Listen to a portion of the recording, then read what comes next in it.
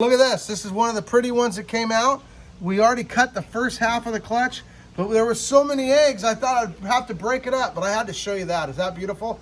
I think we're going to get a better one out of the second half. What do you think, Tim? I hope so. Okay, so here we go. So you got a razor blade ready? So he's going to cut the one from the last video we didn't cut because we were nervous about it and we thought we'd wait for this video. And ooh, look at this one's almost the same.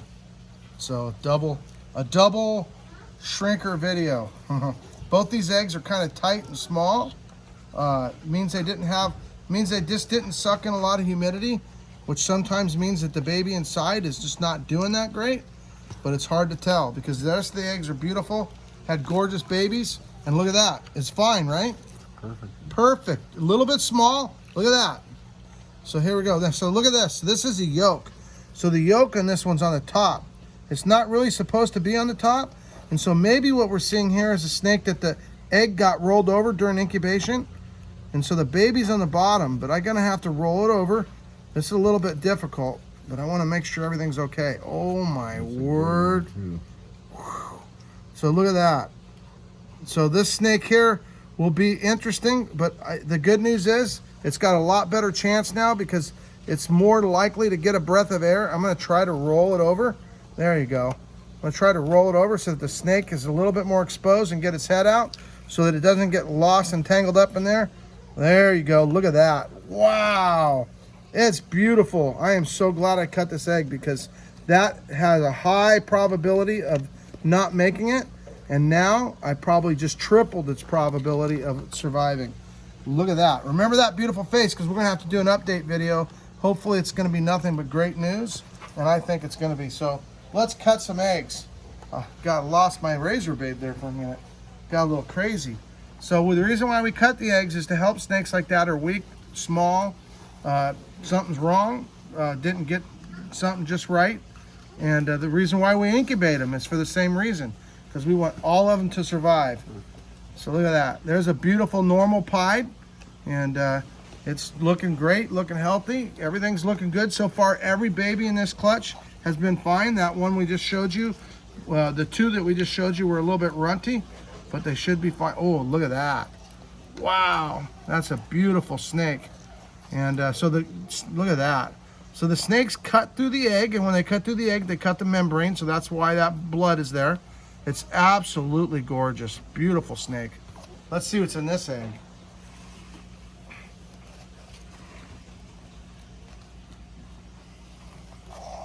Normal pied. Got anything cool there, Tim? I'm working on it. Oh, look at this egg. This egg here's another little bit deflated one. Normally they deflate, but because the way we incubate them and add a little bit extra fluid, sometimes they don't. And that they do doesn't worry me. In the wild, they're actually almost flat. And I should have showed you on this egg, but you can actually squeeze it and touch between the eggs. But look at that. Still, look at the pattern on that. It is a wild pattern on its tail. Got some orange in it. Look at its tail. It's actually got like a striped leopard looking tail. Kind of cool. This is all one clutch, one mom. 50 what? There were 56 eggs. There was 56 eggs, and I don't know how many babies we got that we're gonna get, but look at that one. Whoa, look. We're tying it up over here. So look at that. Okay, let me see yours. The reason why we're doing this, we want to make sure that their heads come out. Wow. Look at that. I don't know, you guys have a favorite? Ooh. So I got to get their head out. There we go. I wanted to get a nice breath. So Tim's definitely got the one with the higher white. Mine's got the jungly, crazy, lots of crossovers and zigzags and half white head. Yours got an all white everything, huh? Wow, oh, beautiful. Oh, So, wow. Yeah. there we go. Yeah, it's not as white. It was upside down. So let's see here. So snakes are upside down their eggs a lot, but the yolk is always supposed to be on the bottom. So that one was not normal, which is one of the reasons why. See, so there's the yolk, how it's supposed to look. It's going to absorb that. Those are the veins that go down the yolk, and that means it's not tangled up and everything's great. So that snake's going to do fantastic. I'm getting close to this clutch. We got this one box, and then we'll both work on one box. There's an, oop, look at that. Ready to go. Look at the head just poking out.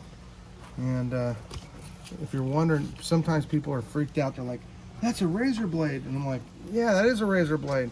I've been doing this for 35 years. Never cut a snake.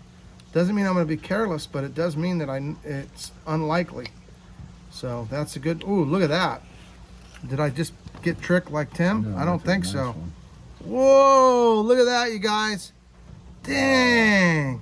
That's a good one. That is a beautiful snake. Umbilical cord's not tangled. Everything's looking good. I'm going to get the head out. That's just what we like to do. Look at that. Beautiful. Beautiful, beautiful baby. So there you go. So everybody's looking good. We do this because we want the highest possible percentage of survival. We're in no hurry. If we could not do this and have the same survival rate, we wouldn't even consider doing it. There'd be no reason. If it was even close to the same survival rate, we wouldn't do it because it wouldn't make any sense. Why do it, you know? But the fact is, it's a measurable difference of survival by doing this. Just like when we take the eggs from the moms, people are sometimes a little bit negative. They're like, oh, that poor mom. Well, the truth is that poor mom gets a vacation because in real life, she would have to watch those eggs. Oh, look at that, beautiful. She'd have to watch those eggs. Look at that, absolutely beautiful. I like to see its head, but everything's looking good. It's all perfect. But they have to sit in their eggs for 3 months. They don't get to eat. And luckily in captivity, they get water.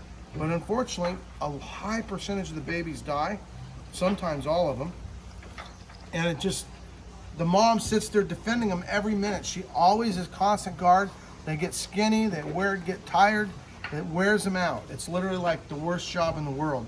And the funny part is when we remove the eggs, typically speaking, how long does it take to get most of them to eat?